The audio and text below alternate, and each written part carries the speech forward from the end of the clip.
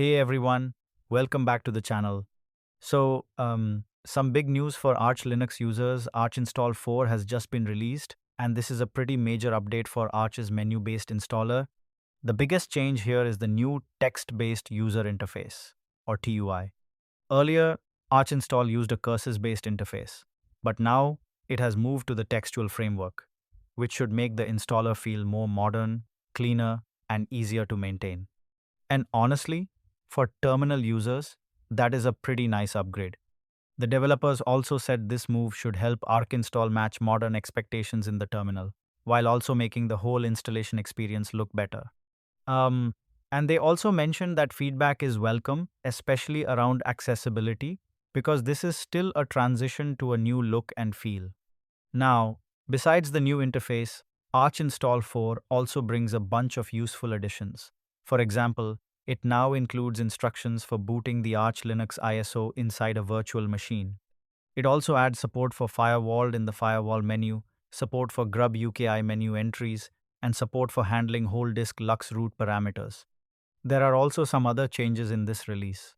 Archinstall now supports the Galician language, support for NTFS root file systems has been removed, and all the LVM helpers have been moved into a dedicated module.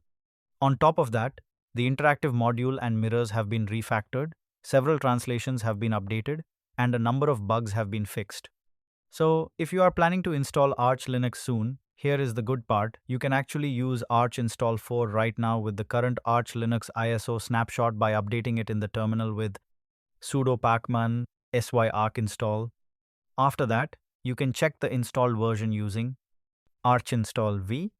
And here is another important note. Archinstall 4 will become the default installer for the upcoming Arch Linux, the 1st of April 2026 ISO snapshot, which is scheduled for release on April 1st, 2026. So, if you are planning a fresh Arch install, you may want to wait for that snapshot so you can get the new installer experience right away. Oh, and there is also an update to the story.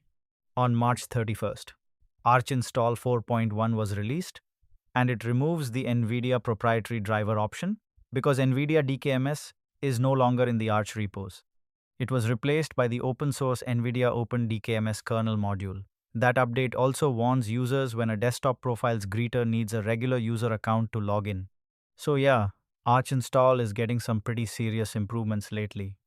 That is it for this video. Thanks for watching, and I will see you in the next one.